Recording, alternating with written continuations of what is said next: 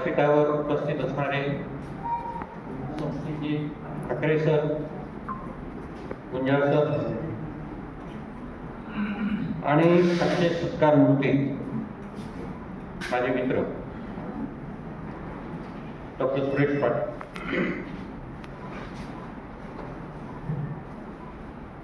सुरेश पाटील सरांचा जेव्हा मला फोन आला की असा असा कार्यक्रम आहे आणि तुम्ही यावं अशी माझी मनापासून इच्छा आहे, तेव्हा तुम्ही याल का? तेव्हा माझ्या मनामध्ये असा प्रश्न आला की हा माणूस माझ्याशी मित्र म्हणून बोलतोय की कुलगुरू म्हणून बोलतोय.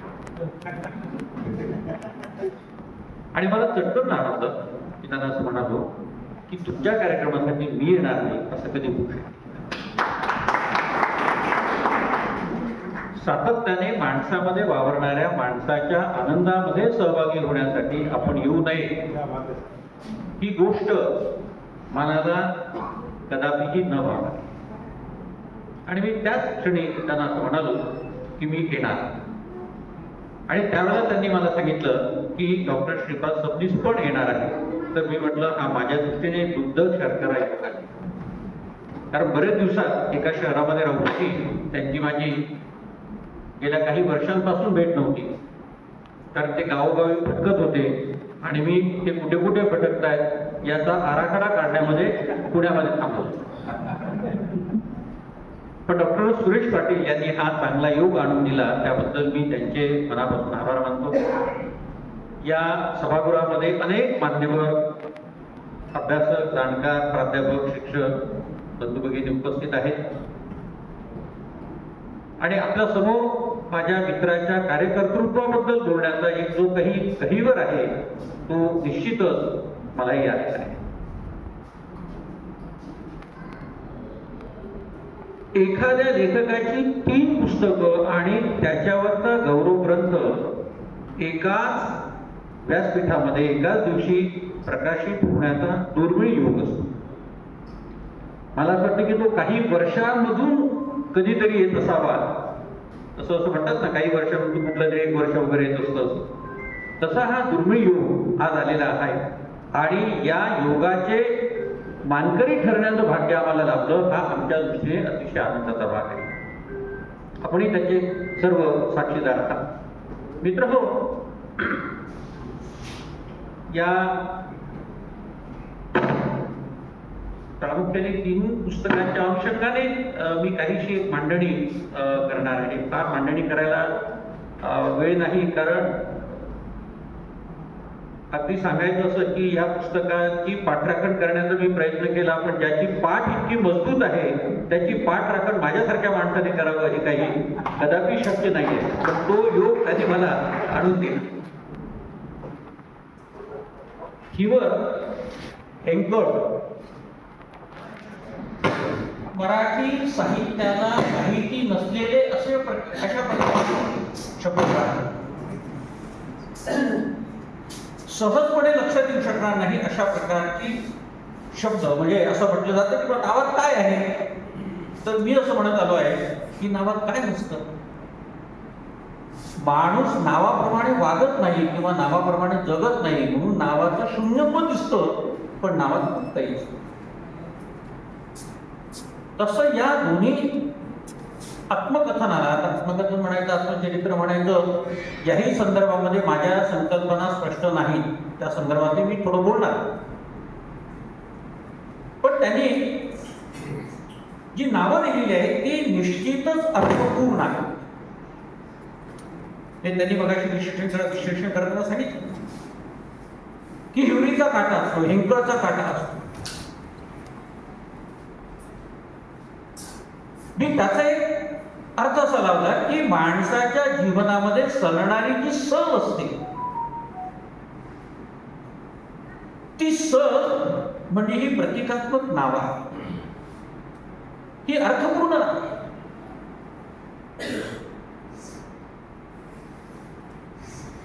ते हिंकळसारखं झाड असेल की ज्याच्यामध्ये चिकटते असं म्हणतात, जे चिवट आहे असं म्हणतात. माणसाचं जगणे असं चिवटच नाही कधी. मला समर्थ रामदासांची आता इथे आठवण आली. जगी सर्व सुखी असा कोण आहे, विचारी मना तूच शोधून बघ. कोण सुखी आहे जगामध्ये? आणि जे काही सुख आहे ते क्षणिक आहे. पण तरीही माणूस जगत असतो, कारण तो चिवट आहे. म्हणजे तुमचा चिवटपणा हा धडाधडीशी आहे, पण सगळ्या माणसांचाच, अखिल सृष्टीवरच्या मानवजातीचा जर विचार केला तर मनुष्य जातच मुळामध्ये चिवट आहे. आणि ती चिवट आहे म्हणूनच ती उत्तम जगू शकते, कारण संकटावर मात करण्याची क्षमता त्यांच्यामध्ये निर्माण. पाटील सर मला सांगायला हरकत नाही की तुमचं हे आत्मचिंतन वाचत असताना मी मनातून खूपदा हादरलो आणि मनातून खूपदा गहिरलो. लेखक जेव्हा लिहितो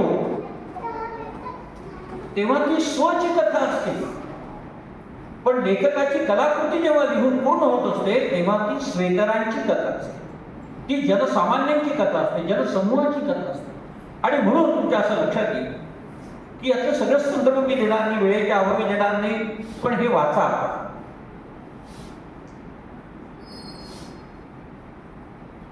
हे वाचल्यानंतर आपल्याला कळायला लागेल तर अरे या सुरेश पाटलांमध्ये मी पण आहे.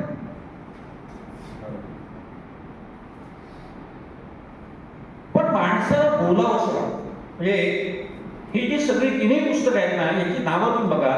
तिसरं जे ललित गद्य म्हणून ज्याचा उल्लेख आपण करू ते खरं म्हणजे त्याला ललित गद्यापेक्षा मी पुन्हा आत्मकथनच म्हणेन. त्याचं कारण की आत्मकथनामध्ये देखील अनेक माणसं सहवासामध्ये आलेली आहेत आणि भोवतालच्या माणसांमध्ये देखील अनेक माणसं सहवासामध्ये आलेली आहेत. या सबंध माणसांच्या जीवन व्यवस्थेचा एक शोध घेत घेत त्यामध्ये माझ्या अस्तित्वाचा कुठे कण सापडतो का याची जाणीव लक्षात घेण्याची भूमिका ही जेव्हा एखादा लेखक करतो आहे तेव्हा त्याचं चिंतन हे कुठल्या स्तरावर जातं. आत्मकथन किंवा आत्मचरित्र हे त्यांनी लिहावं ज्याला आत्मशोध घेता येत.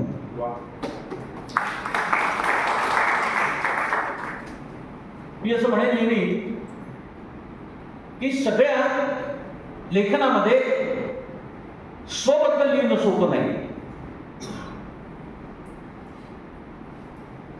कारण जेव्हा स्वबद्दल जेव्हा माणूस लिहितो तेव्हा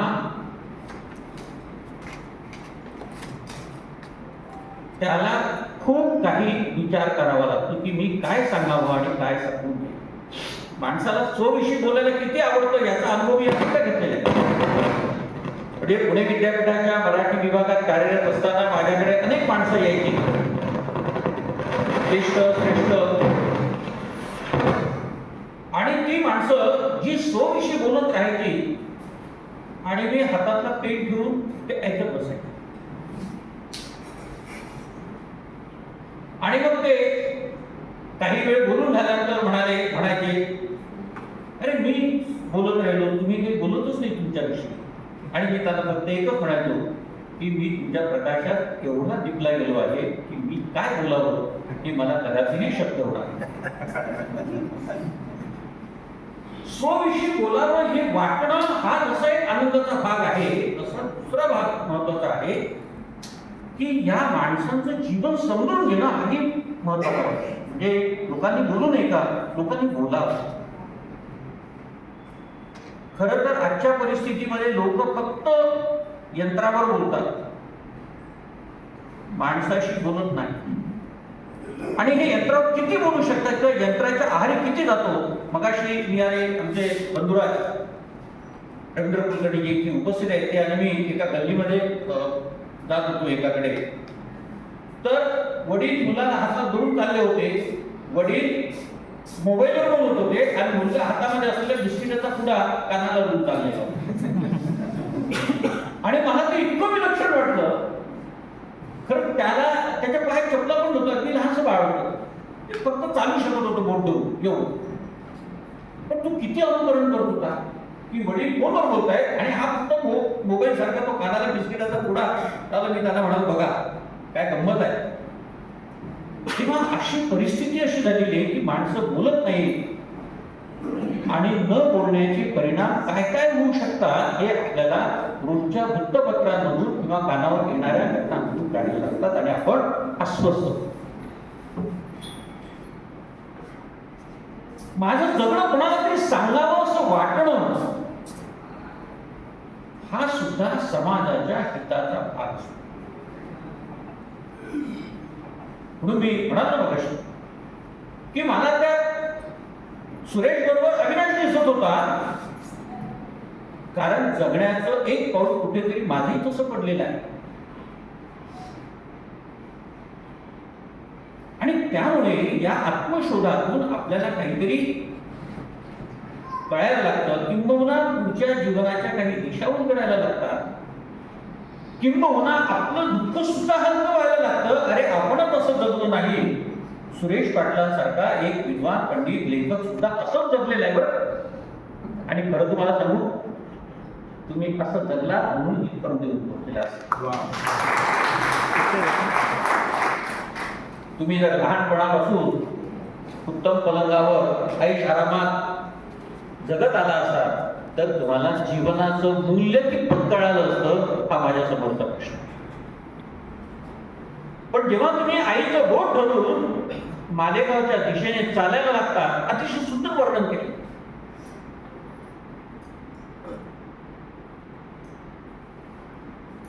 त्या आईच्या हृदयातलं दुःख, त्या आईच्या हृदयातल्या भावना ह्या कशा पद्धतीने व्यक्त केल्या, तर ती मुलाचा हात सोडून देते आणि ती पाठमोरे होऊन चालायला लागते, ती मागे पाहत नाही. आपल्याला काय वाटेल, काय आई आहे, मुलगा सतत वळून वळून पाहतोय पण आई त्याच्याकडे वळून पाहत नाही, येत नाही. पण मला एक सांगा, मुलाच्या डोक्यावर फक्त पेटीचं ओझं होतं, त्या आईच्या हृदयावर केवढं मोठं ओझं असेल की आज सगळ्यात लहान असलेल्या माझ्या मुलाला देखील मी माझ्यापासून दूर करते आहे. तिच्या भावनांचं जे चित्रण आहे ते एका वाक्यातून, एका कृतीतून सुरेश पाटलांनी व्यक्त केलेले आहे की ती चालत राहते आहे आणि ती मागे वळून पाहत नाही. आणि मग ती अशा टप्प्यावर जाते आणि मागे वळून पाहते. त्यावेळेला सुरेश पाटील असं म्हणतात की जणू काही तिने मला अख्ख्या डोळ्यामध्ये साठवून घेतलं. माझ्याजवळ सांगण्यासारखं असणं आणि मला सांगता येणं, ह्या दोन्ही गोष्टींचा जेव्हा मिलाप होत असतो कलाकृतीमध्ये, तेव्हा कलाकृतीचं सौंदर्य हे बहरायला लागतं. हे मी वाचा असं म्हणालं त्याचं कारण असं आहे की सगळ्या गोष्टींचा उलगडा आपल्याला करता येऊ शकत नाही. त्यातलं एक सुंदर अशा प्रकारचं वर्णन मला वाचावं असं वाटतं की त्यांनी असं लिहिलंय की मी लहान असताना कधीही रडू यायचे नाही. आई जर अशा काही किरकोळ कारणाने दुःखी झाली आणि रडू लागली तर मला ते आवडत नसतं. तर म्हणजे आपण तेव्हा लहान होता, रडणं काय प्रकार आहे हेच मला कळत नसावं, पण आयुष्यामध्ये दुःखच नको ही जाणीव त्याच्या मागे असू शकते. कशाही स्थितीत मला रडू येत नसेल, जणू काही मी आसवांना पारखा होतो. यामुळे अनेकदा आईनी, माझ्या बहिणी मला निष्ठुर म्हणायच्या. आई मला हिवर म्हणायची. उत्तर आणि मध्य महाराष्ट्रात हिवर नावाची काटेरी झुडूप वजा झाड स्वतंत्र आढळते, सर्वत्र आढळते. अतिशय कमी पाण्यावर जगणारे, कडक उन्हाळ्यातही सहज हिरवे राहणारे, परंतु अतिशय अणकुचीदार आणि विषारी काटे लागलेले हे झाड असते. संपर्कात आलेल्याला याचा काटा आपला प्रताप दाखवतो. अतिशय चिवट आणि निर्दयी झाड म्हणून ज्याला संबोधलं जातं, असं ज्या काट्याचं वर्णन केलेलं आहे ते नाव आपण याला देत आहात. हे किती अर्थपूर्ण आहे हे आपल्या लक्षात, म्हणजे जसं जसं तुम्ही त्याचं चरित्र वाचायला लागता तसं तुमच्या लक्षात. आई हा खरं म्हणजे माणसाच्या जीवनाचा एक अविभाज्य घटक असतो. आणि सुरुवातीला त्यांनी एक सुंदर कविता तिथे वर्णन केलेली आहे. खरं म्हणजे मला याच्यात पाहत होतो, तुम्ही अतिशय कडक आहात, भाऊक आहात, मी तुमच्याशी कुठेतरी माझं नातं जुळतं काय बघत होतो आणि माझं असं लक्षात आलं की इथे तुमचं माझं नातं जुळत नाही, तुमच्या डोळ्यातून पाणी येत नाही आणि आई संबंधी वाचत असताना माझे डोळे पाणावले होते, हे मात्र मी सांगतो. आई काय असते ही चटकन त्यांना लिहित असताना ती कविता, त्यांची जुनी कविता तिथे द्यावीशी वाटली. बिन फळ्याची शाळा असते, हिरवागार मळा असते, पेंगुलेल्या बाळासाठी अंगाईचा गळा असतो.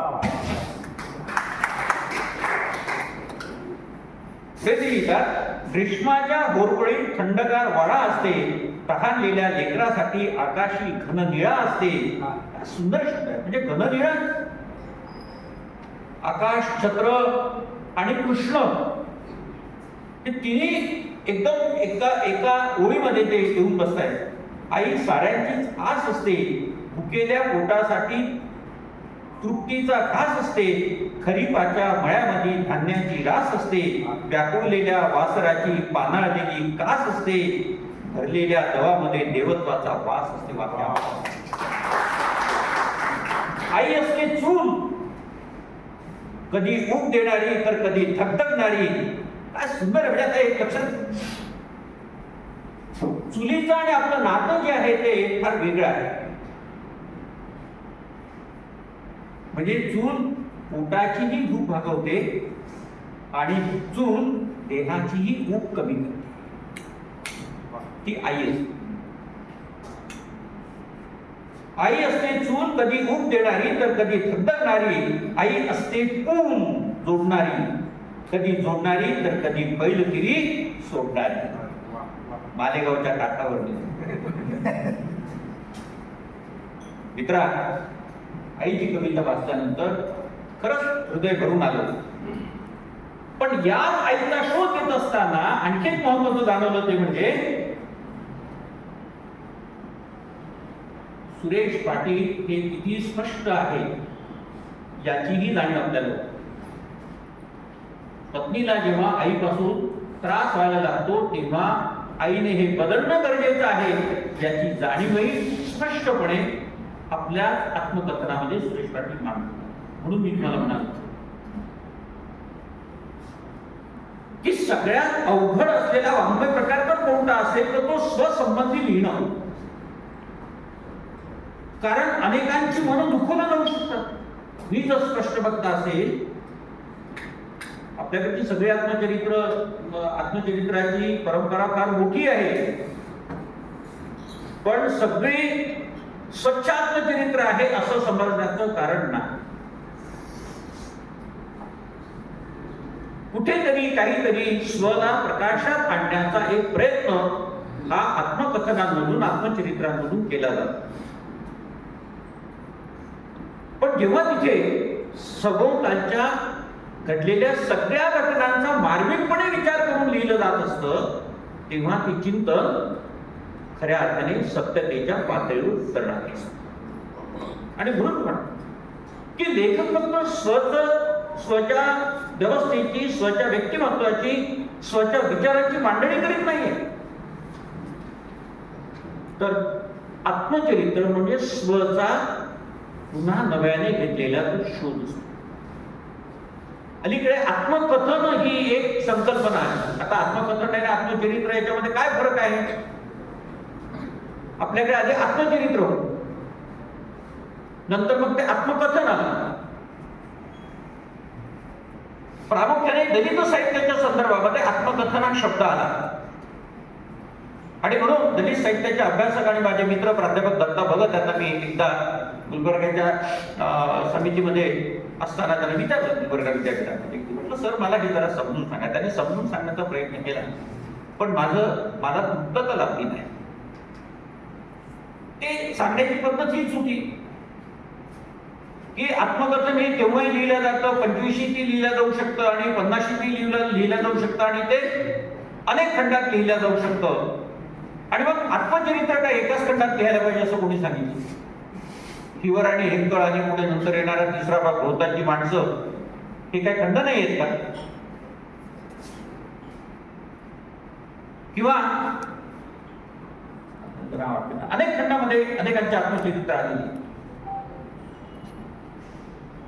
आत्मकथन म्हणा किंवा स्वकथन म्हणा किंवा आत्मचरित्र म्हणा, या तिन्ही शब्दांमध्ये एकच आहे, मी माझ्या संबंधी बोलणे, मी माझा तटस्थपणे शोध घेणे आणि समाजासमोर ते मांडणे.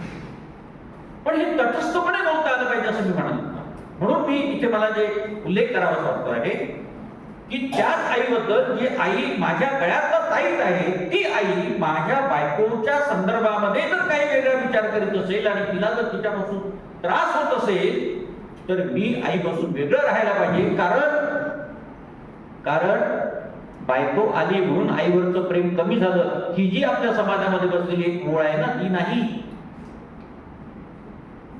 माझ्या नावाचं कुंकू लिहून माझ्यावर धार टाकून हा माझा सांभाळ करणार आहे आयुष्यभर, याच्या जाणीवेतून जी स्त्री, परकी स्त्री माझ्या घरामध्ये पहिलं पाऊल ठेवते आहे, त्या स्त्रीचा आधार स्तंभ मी आणि मीच आहे याची जाणीव याच्या बाजूला.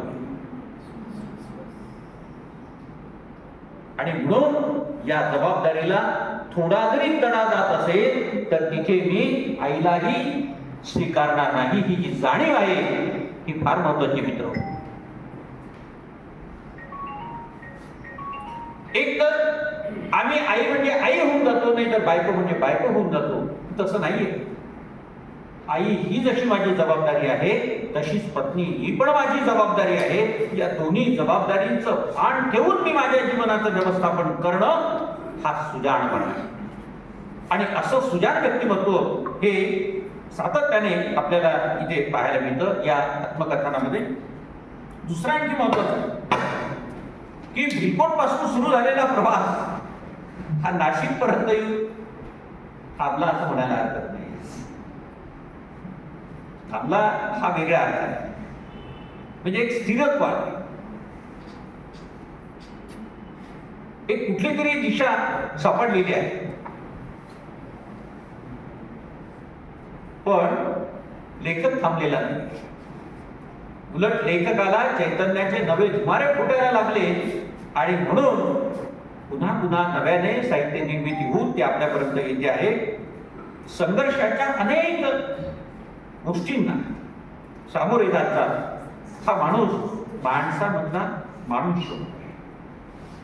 म्हणून भोवतालची माणसं हे जे शीर्षक आहे ते अर्थपूर्ण. भोवताली खूप माणसं असतात, पण सगळीच माणसं असतीलच असं नाही. आणि म्हणून नारायण सुर्वे एका कवितेमध्ये म्हणतायत की माणसाच्या शोधार्थ मी निघालो. दोन पायाची, दोन हाताची, एक डोकं, दोंडे, दोन डोळे, कान वगैरे असले म्हणजे माणसं माणसं होतात असं नाही. तो माणसाचा देह आहे, पण त्या देहामध्ये असलेल्या माणसाचा शोध हा सुरेश पाटलांनी अनेक व्यक्तिचित्रात घेतले.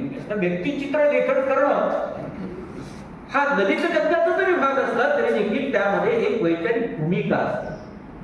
म्हणजे उदाहरणार्थ छोट्या भाऊ सारखा छोटासा लेख आहे, छोटे छोटे हे संबंध तुम्ही तिन्ही पुस्तकांमध्ये बघा ना, तुमच्या असं लक्षात येईल की हे पारंपरिक पद्धतीने जसं आत्मचरित्र लिहिलं जातं तशा पद्धतीचं ते नाहीये. काही महत्वाच्या प्रसंगांना उजाळा देणे ही त्याच्या निर्मितीची प्रेरणा. आणि मग छोटा भाऊ सारखं व्यक्तिमत्व येतं की त्याचा एक दिवस फोन येतोय आणि तो एवढंच सांगतोय की शांता आहे की. आता एक लक्षात घ्या की या एका वाक्यामध्ये केवढं मोठं विश्व साठवलेलं आहे. म्हणजे ज्या आईमुळे तिचा बोट धरून मी माझ्या आयुष्याचा मार्ग चालत आलो आहे, ती आता अचानक गेली. आणि कोण सांगतो आहे तर तो छोटा भाऊ सांगतो आहे की ज्याला सुद्धा माझ्यासारखं जीवन जगावं लागलं, त्याचे वडील सुद्धा लहानपणीच त्याच्यापासून विभक्त झालेले आहेत आणि आईसोबतच तो लहानच मोठा झालेला आहे आणि आज तोही आई विना जगतो. तर अशी साधारण असणारी किती कथा आहे. किंवा बाळूची दिवाळी, छोटस प्रसंग, पण लहानपणी भान नसणं आणि तोंडामध्येच फटाका फुटणं आणि झालेली अवस्था याचं चित्र नाही. किंवा आदर्श कुलगुरू सारखा, प्राचार्य प्रधानांसारखा आदर्श कुलगुरू होणे, असं लक्षात येईल की अगदी सर्वसामान्य माणसांपासून तर वेगवेगळ्या श्रेणीतल्या माणसांपर्यंत हा प्रवास सुरू आहे. आणि तुम्ही अनेक चांगले कुलगुरू पाहिलेले आहेत, म्हणजे पण राम दाखवण्यासारखा माणूस त्यांना मी बरीच वर्ष जवळून अनुभवलो. उत्तमराव भोईटेंसारखा माणूस ज्यांना मी शिकत होतो तेव्हापासून अनुभवलो. यासारख्या मान्यवर जाणकार विचारवंतांसोबत आपण काम केलेलं आहे, त्यांच्या छायेमध्ये आपण काम केलेलं आहे. आणि अशोक प्रधानांसारखा एखादा कुलगुरू येतो आहे की जो लाल गाडीच्या बसमधून प्रवास करतो आहे. आणि त्यावेळेला ह्या दोन्ही मित्रांच्या मनामध्ये प्रश्न येतो की आपण ही दुसरी कोणती गाडी, एशियाड गाडीमध्ये आपण म्हणजे एशियाड थोडी उच्च भूची गाडी, आपण एशियाडमधून प्रवास करतो आणि आपले कुलगुरू हे साध्या लाल गाडीतून चाललेले आहे. काय बोलावं आणि कसं बोलावं, काय सांगावं आणि कसं सांग, ही जी भावना आहे, ही भावना देखील फार महत्वाची, की त्या पदाविषयीची आत्मीयता, त्या माणसाविषयीची आत्मीयता.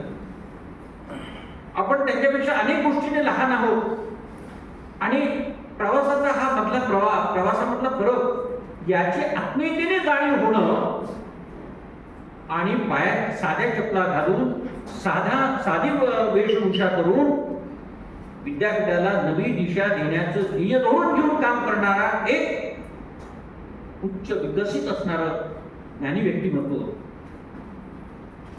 ह्या मधल्या अंतराचा विचार करणं आणि